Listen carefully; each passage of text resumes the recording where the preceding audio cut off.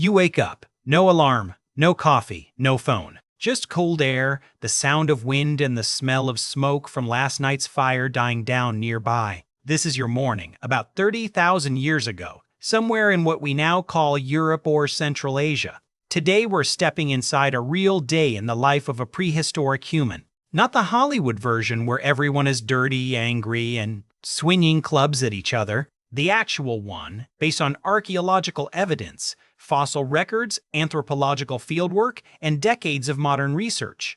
And I'll tell you right now, it's a lot more fascinating than most people expect. Waking up. Let's start at the beginning of the day.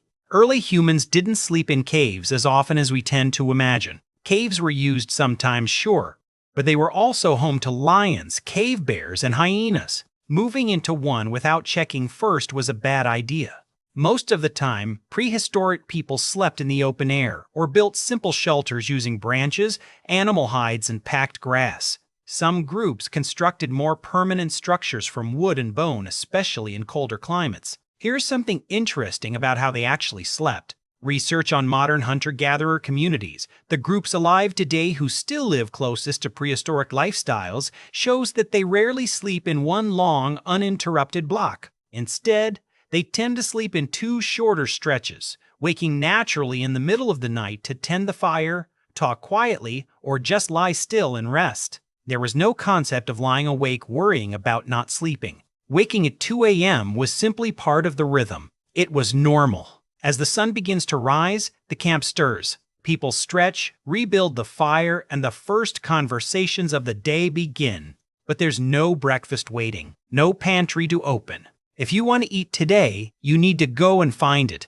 The morning, finding food. Here's something that genuinely surprises most people when they first hear it. Prehistoric humans did not spend their entire day hunting and struggling to survive. Studies of modern hunter-gatherer societies suggest that people in these communities typically work around 4 to 6 hours a day to meet all their basic needs: food, shelter, tools, and everything else. The rest of their time goes toward rest, socializing, and creative activity. That said, the hours they did work were focused and demanding. The group generally divided tasks based on what made practical sense. Women, along with older children and elders, typically took on gathering. This meant going out into the landscape and collecting roots, tubers, berries, nuts, seeds, insects, bird eggs, and wild grains. It sounds unglamorous, but it required serious skill and knowledge. These gatherers had a deep, almost encyclopedic understanding of their local environment. They knew which plants were edible and which were toxic. They knew which berries were ripe in which season, where the best water sources were hidden, and how to read subtle changes in the landscape. This wasn't casual knowledge.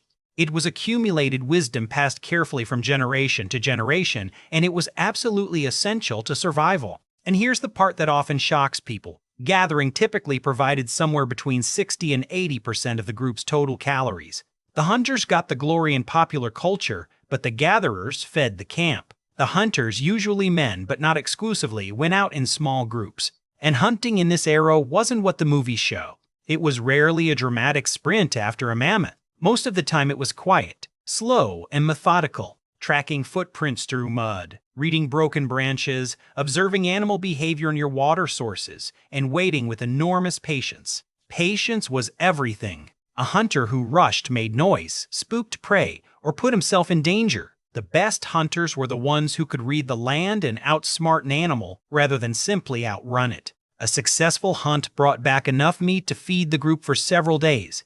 An unsuccessful one meant you came home and ate what the gatherers had collected. Nobody went hungry over it. That was just how things worked.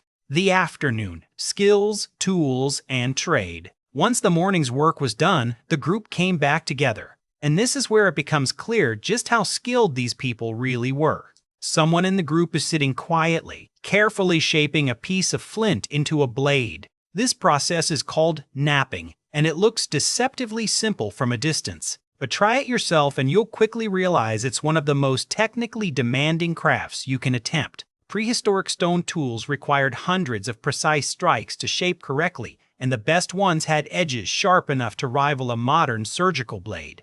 Others are scraping and softening animal hides to make clothing and bedding. Some are weaving fibers into baskets or cordage. Someone with knowledge of medicinal plants is tending to a group member's wound, applying a poultice made from crushed herbs. Children are playing nearby, learning by watching and imitating everything the adults do. What's striking about all of this is how sophisticated it was.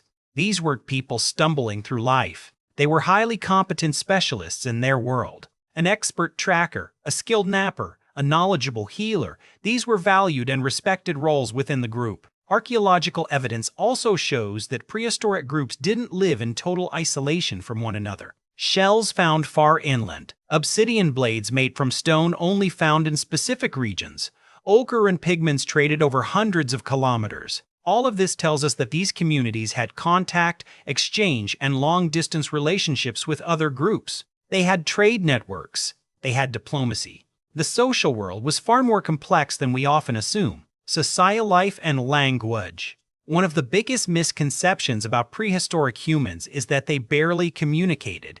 The reality is that they were intensely social creatures. Groups typically ranged from around 20 to 150 individuals, small enough that everyone knew each other personally, large enough to offer real protection and cooperation. Evidence from studies of skull and throat anatomy suggests that by at least 100,000 years ago, humans had the physical capability for complex spoken language. And there's every reason to believe they used it fully. They made plans together. They negotiated. They debated. They told stories. They almost certainly gossiped. That last one isn't a joke. Some researchers, including the evolutionary anthropologist Robin Dunbar, have proposed that social gossip, keeping track of relationships, reputations, and who could be trusted may have been one of the primary driving forces behind the development of complex language in the first place. Managing a social group of 50 to 100 people requires a lot of information. Language made that possible. Play also mattered, not just for children, but for adults too. Games, storytelling, joking, and laughter were part of daily life. These things built trust and strengthened the bonds that kept the group functioning as a unit. Evening, fire, stories, and meaning. As the light fades, everyone gathers around the fire. And this is where something remarkable happens. The anthropologist Polly Weissner spent years studying the Juhonzi people of the Kalahari, one of the world's remaining hunter-gatherer communities, and documented a striking pattern in their conversations. During the day, talk was largely practical: food, tools, tasks, logistics. But after dark, around the fire, the tone shifted completely. Nighttime conversations were dominated by stories, memories, distant people, spirits, and big questions about life and the world. Firelight, it turns out, seems to unlock something in us. It creates a different kind of space, one that invites imagination and reflection in a way that daylight work does not. This is almost certainly when mythology began, when humans first started constructing shared narratives to explain the world around them, to honor the dead, to pass knowledge across generations in a form that would stick. Think about the cave paintings at Lascaux in France, or the ancient hand stencils found in the caves of Sulawesi in Indonesia, some of which are over 45,000 years old. These images were not casual doodles. They were created with intention, often deep inside cave systems where the only light came from small lamps burning animal fat. They represent something meaningful: ritual, identity, a desire to leave a mark, to say we were here. These people were not simply surviving. They were building a world of meaning around themselves and doing it with creativity and intention.